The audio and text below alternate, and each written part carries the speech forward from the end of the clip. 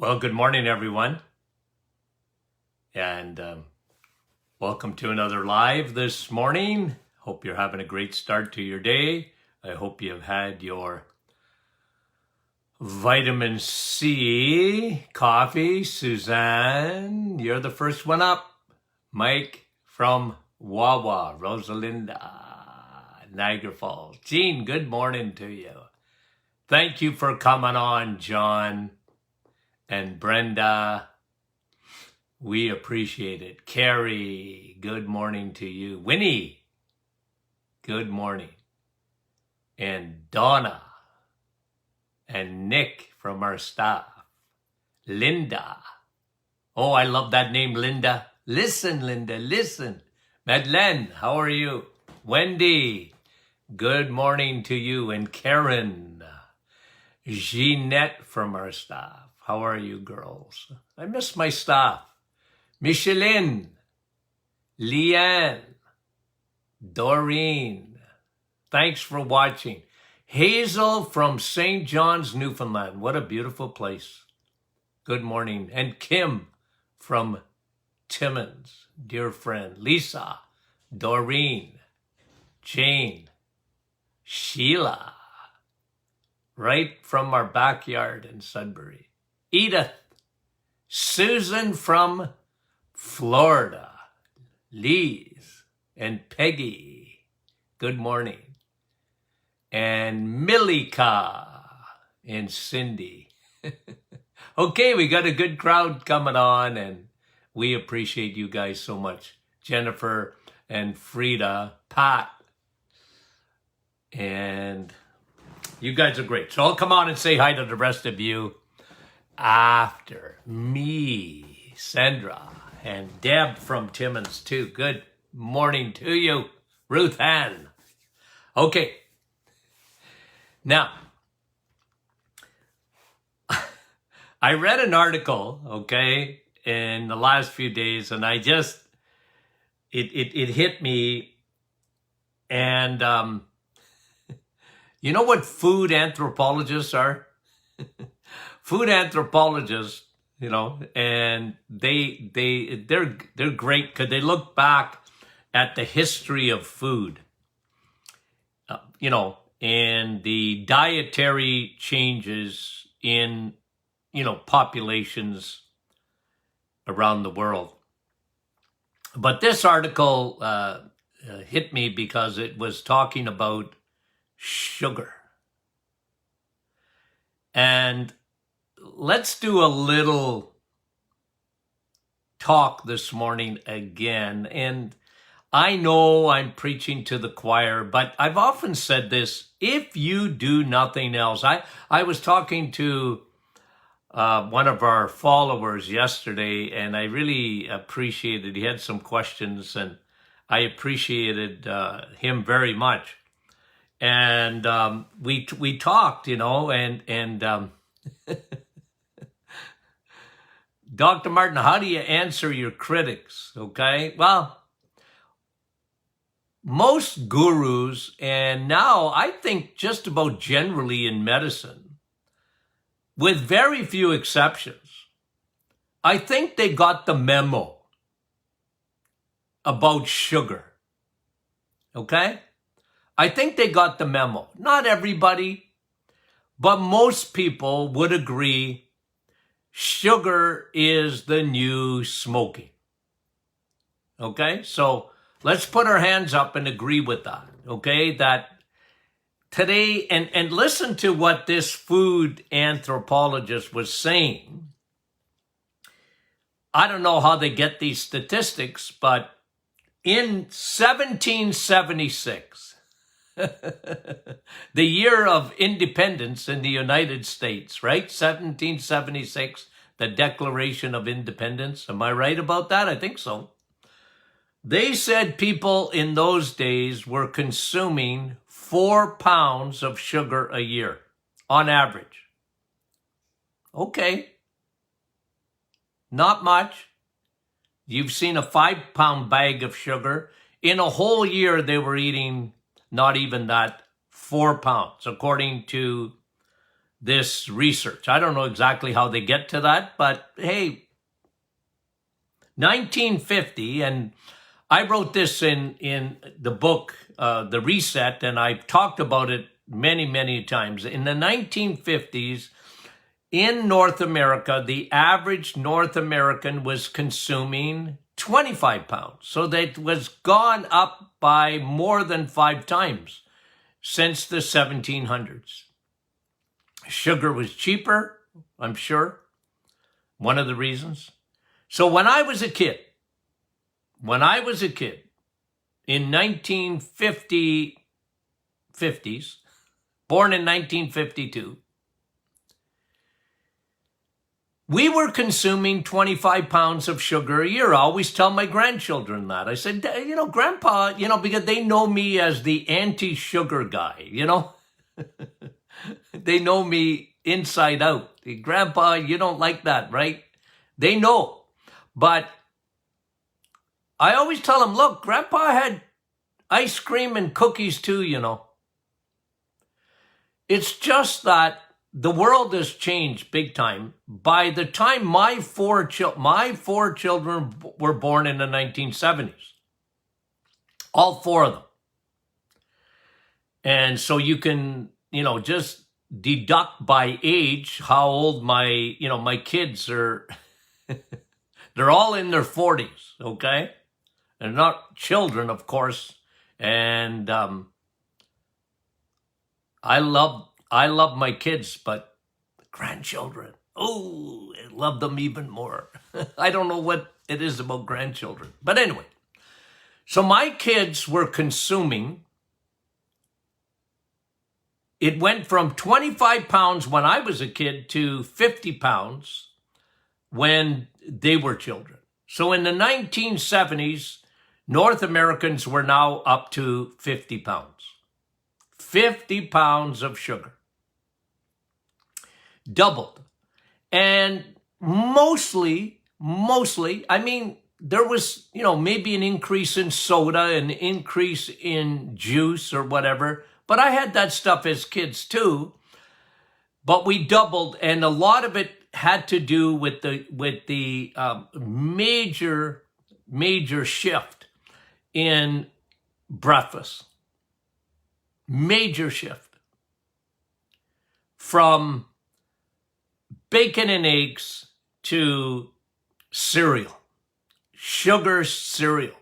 Frosted Flakes aren't great. You know what they called me as a kid? Tony the Tiger. Not because I ate Frosted Flakes, but that's what they called me. Seriously. It was one of my nicknames. But they're not great at all. People were told that Shreddies and all these things were good cereals. They were terrible. And now the population went from 25 pounds to 50 pounds. I'm going to tell you something. In the 1950s and the 1960s, diabetes was unheard of. It's not that it wasn't around. Of course it was around. But it was like 1 in a gazillion people got diabetes, type 2. And actually, there was not much type 1 diabetes either, autoimmune. We're going to talk about that this morning.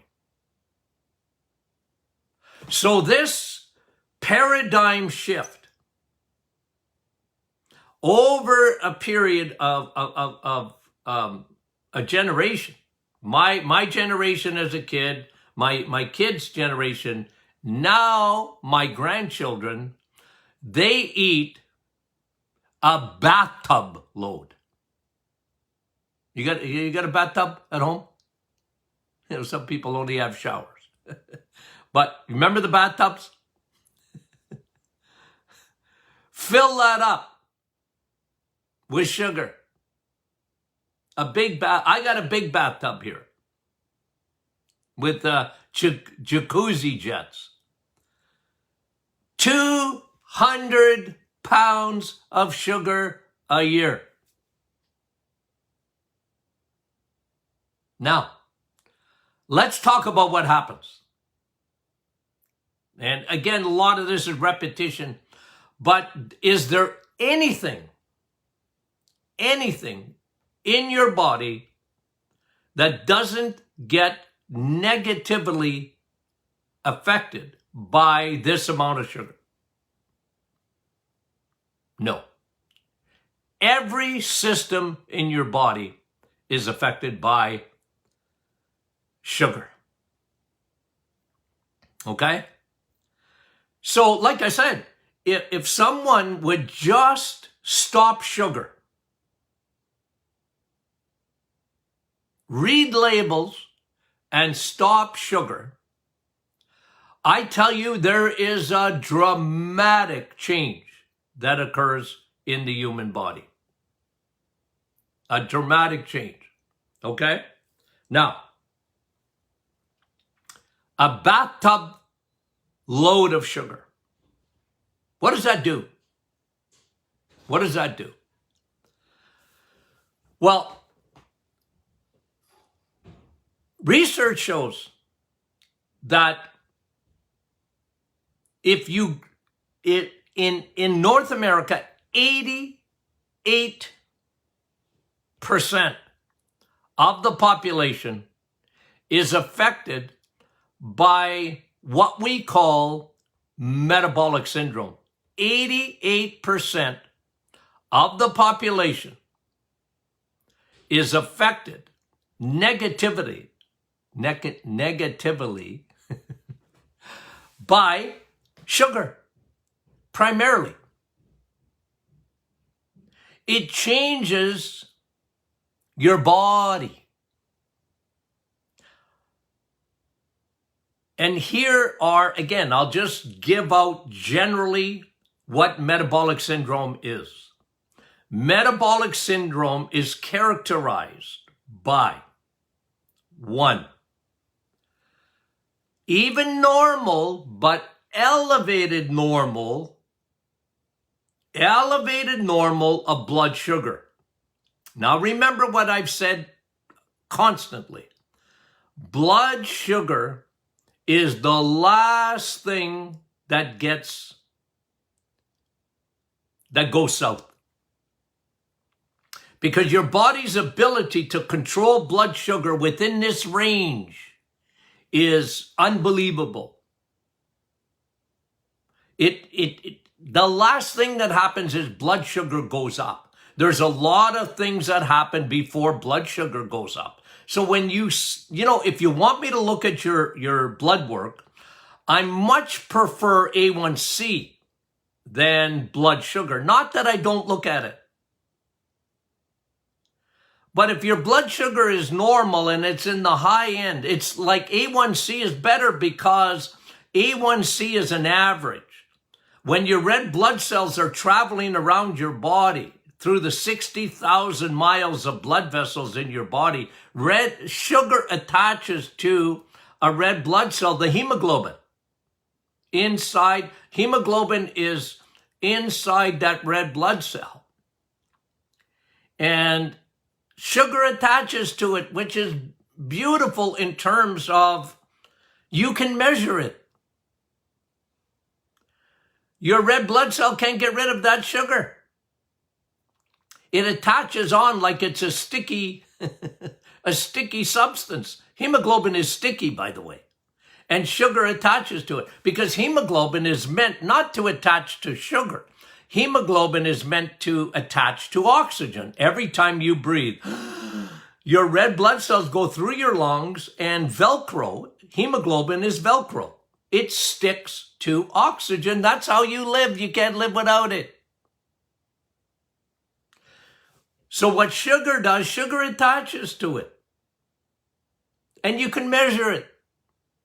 So I'm very interested in A1C. Because if that's up, even if it's in normal limits, but if it's in the higher normal limits, you're starting to develop metabolic syndrome. Here's another thing that happens.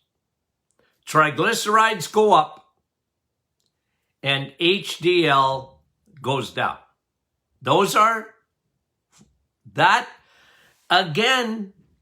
Doctors are looking for love in all the wrong places. When they look at blood work, they're not looking for this, but I do. It's so important you look at triglycerides, because if your triglycerides are up, you have metabolic syndrome. If you have metabolic syndrome, somebody said it yesterday when they sent me an email to the staff, and it came to me. It says, Dr. Martin, I'm on the Titanic. I said, well, good for, at least you know it. I'm on the Titanic. Okay. If your triglycerides are high and your HDL is low, and a lot of people don't even know it because nobody tells them, they're upside down with their blood work, and nobody tells them, but they're in deep doo-doo. They're on the Titanic. That's what sugar does. And, look, in a small amount, okay, let's say you just, it's your birthday, and you have a piece of chocolate cake, or you go to the Dairy Queen, or do you have Dairy Queen in the States? I can't remember. I think so. You go to an ice cream shop. It's your birthday. You know what? Enjoy, okay? If that's what... So if you eat a little bit of sugar, just a little teensy bit, like a treat every once in a while, your body metabolizes that sugar much differently, because generally what happens, it takes it and it gets rid of it in your stool. It goes in the toilet, or it goes to your liver, and your liver converts it immediately to energy. It's not stored in eensy amounts. But when you eat a lot of sugar, you drink a soda, you drink orange juice, and Dr. Martin, it's Tropicana. It must be good. No. You might as well have 2 Pepsis. I don't care if there's pulp in it. Now your body, what it does, okay, it's very interesting. In the presence of a lot of sugar over a period of time, the body is so smart, unbelievable, fearfully and wonderfully made. It develops enzymes to metabolize that sugar so that it doesn't destroy immediately your blood vessels. And so what happens is that it's metabolized, and now it's stored in the liver. It's converted not to energy. It's metabolized differently. Now it's stored as fat. That is metabolic syndrome. There's actually a process that goes on inside your gut. When in the presence of too much sugar, your gut changes.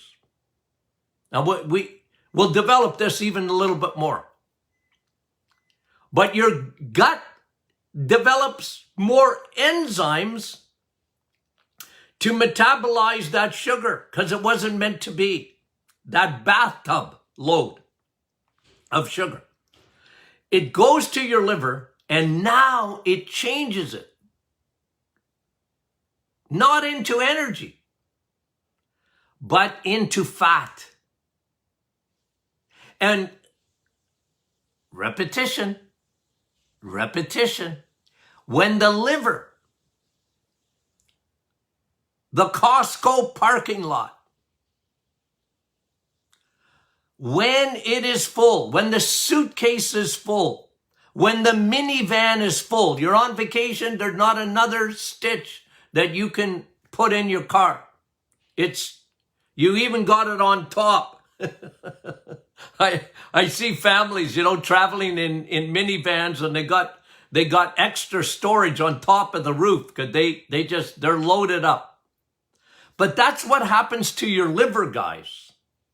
And it loads up with fat. Now, what happens with that?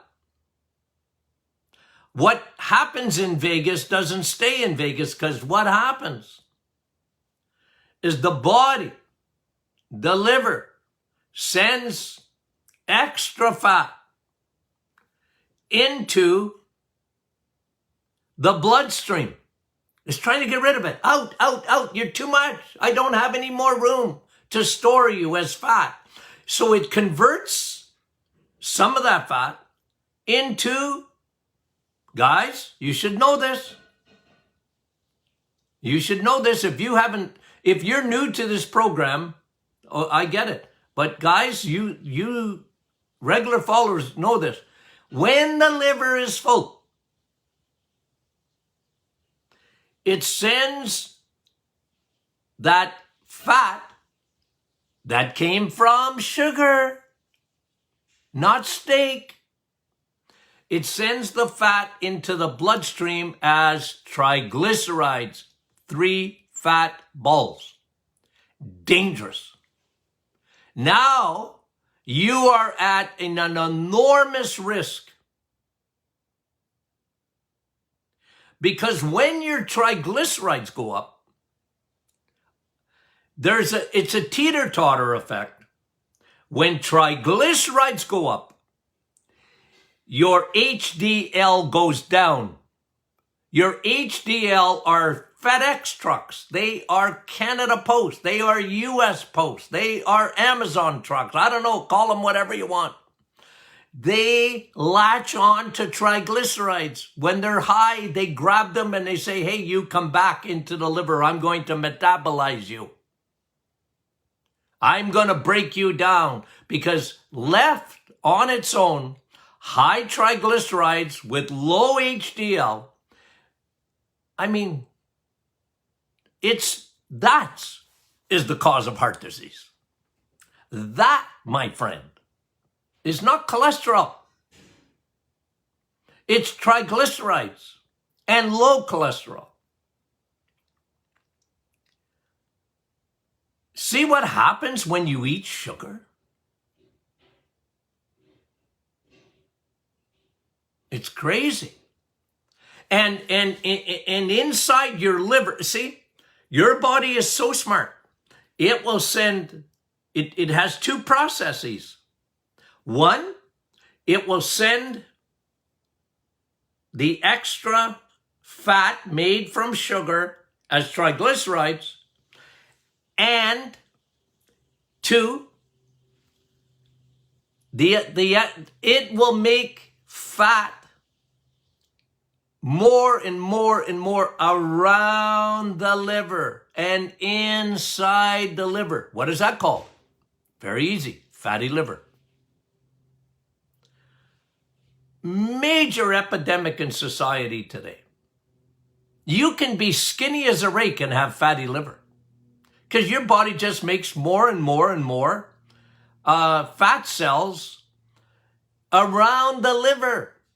And then it'll go around the organs. It's around the pancreas. It's around your gut. It's around, and you know, one of the things in metabolic syndrome, because of this, is abdominal fat. Skinny as a rake, but you got a little belly. It's a sugar belly. Don't fool yourself. We used to call them beer bellies. Okay? It's a sugar belly. And kids got sugar bellies today. Watch a 1950 movie, a 1960 movie. Everybody's, I mean, they're this big around. Every actor. I mean, someone that was big, it was unusual. I mean, I always tell people I rest my case. I mean, just look at the population. If you left the planet in 1970 and came back today, you'd go, what happened? What's going on with society today? Look at the size of people. You just have to observe. But guys, what's going on inside the body? That process. And of course, sugar affects that metabolic syndrome. Now your blood pressure is going up. Increased blood pressure. It's not salt. It's not salt. The only way salt can bother you is in the absence of vitamin W. Salt will never bother you. Only in the absence of vitamin W. Water. You don't drink enough water? And most people don't. They don't.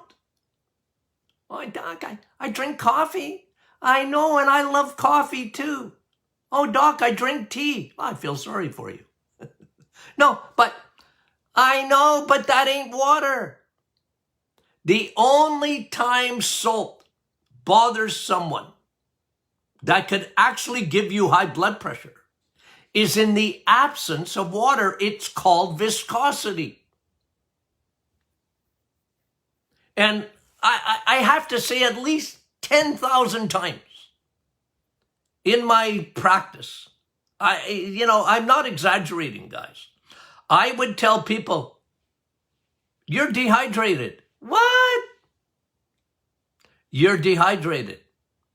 And you're on your way to a major heart attack from that dehydration. Now, anyways, I'm getting away from sugar. But I'm just telling you, it's not salt. It's sugar. Okay? Sugar is destructive. Heart, we told you how. Brain, because sugar ages the brain. Sugar glycates, we talked about it yesterday, your pineal gland, your third eye. Sugar, triglycerides, when they get up into your brain, not good. Strokes. Strokes are like, it's unreal today. Heart disease, we haven't even made a dent in it. Heart and Stroke Foundation, they want our money, but my word, there's not even a dent.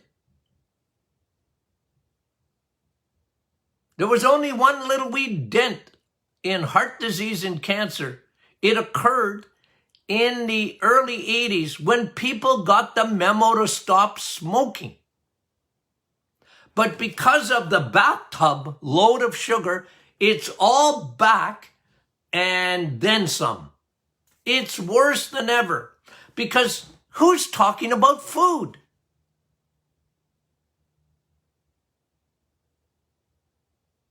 The food industry doesn't want you to know this. The pharmaceutical industry doesn't want you to know this. It's not a lack of statins.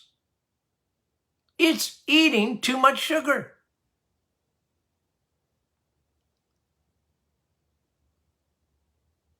And next time, because I don't want to even start, we're going to talk about what happens in every system of your body. We talked about, metabolic syndrome. Metabolic syndrome, fatty liver, high triglycerides, low HDL. They go together. They go together. You know, I'm trying to think of a case where I ever saw someone with high triglycerides and high HDL. I'd have to think a long time before I could say that I saw that. And maybe I saw it once. But guys, this is what I look for. I want to see these, what we call metabolic changes. metabolic changes. And let me say this. Let me say this. We can develop this more. There was a study that came out, and I just want to finish with this. Okay, let me get in my notes so I can read it to you. Are you tired of the virus yet? Okay, but every day there's studies on this, okay? I mean it. We're learning. You know what we're learning? We're learning a lot about ourselves through this. We really are. But here's a study on the virus. If you have elevated blood glucose, again, what I said, especially A1C, because that's the best way to monitor that. If it may be within normal limits, but it's in the upper normal limits. And I brought to you maybe a month ago or whatever on a podcast, if you want to go review that, I talked to you about A1C and how they're saying even at 4.7 and above, the body's starting to change into that metabolic syndrome. It was much lower than we thought. And anyway, here's what a new study said. When you eat sugar,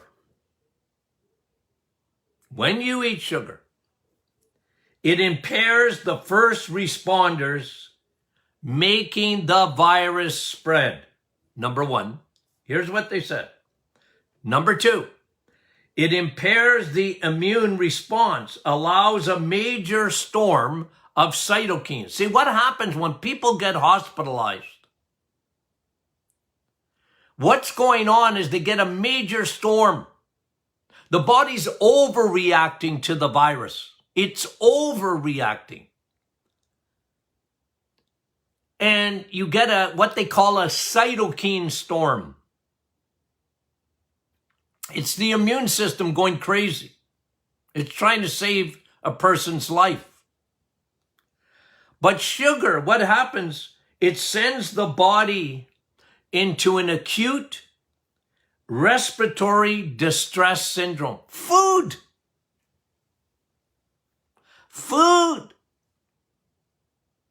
allows the virus.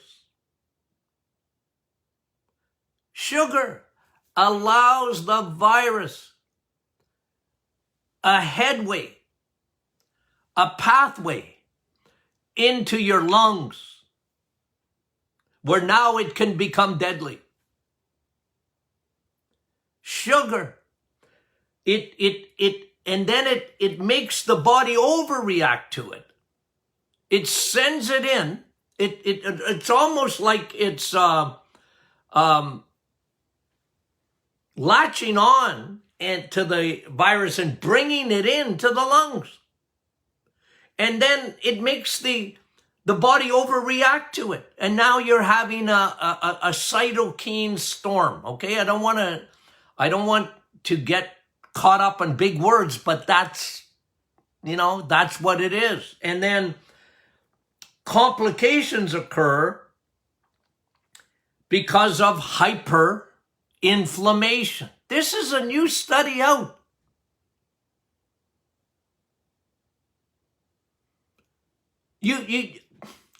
I don't think you'd ever hear about it because nobody's talking about these things. So what do you and I do? Cut out our sugar. You know when I say don't feed the bears? I'm talking about bad bacteria and yeast inside your gut. But this is talking about don't feed the virus. It facilitates its entry into your body and it brings it into your lungs, and that's not good. It helps it. It facilitates. And then, of course, if this thing, the cytokine storm and nothing works, that's how people die, because they go into multi-organ failure. They become sepsis. septic. And they're in deep doo-doo. Sugar. The bathtub full. You see a kid? I look at my grandchildren and I see myself like John the Baptist screaming in the wilderness, stop! Don't eat that stuff. Don't live on it. Learn to read labels. Don't drink. The worst thing that happens in kids, in my opinion, is they drink their sugar. Fruit, which I call God's candies, were meant to be eaten. You eat an orange. You don't drink an orange. Dr. Martin's Perfect Smoothie has some berries in it, but not juice. Oh, when I go to the mall or whatever, have you been to a mall for the last 2 years? Okay. No, but when you see these juice shops, you know, guys, I want to go in there and you know, block the doorway. I wouldn't be good advertising for them. I want to block the doorway. Don't come in here. There's death in there. John the Baptist screaming in the wilderness, repent, repent. Are you having fun yet? Okay. But guys, we're going to talk about other systems too, of course. But tomorrow, we're not doing that because tomorrow is Question and Answer Friday. Guys, share this, okay? Like, share this with your friends and family. I mean, they just don't know these things. They're not taught these things. If they can't hook up, you know, with the daily FaceTimes, you can share it on Facebook, or you can get them to join the Martin Clinic Facebook group, or you can get them to listen to all of these are turned into podcasts on the Doctor Is In podcast. Okay? Get them downloaded on your smartphone. Okay? Or your device. I think they call them smart devices. Okay. So guys, thanks so much for putting up with these rants. I get emotional. I'm sorry. Well, I'm not sorry. It's me. It's my personality. Anyway, have I told you lately that I love you? I do. Okay. And I appreciate you guys. Thanks for following. I never take that for granted. Much appreciated. And we just thank you again for watching. We'll talk to you soon. And we do love you.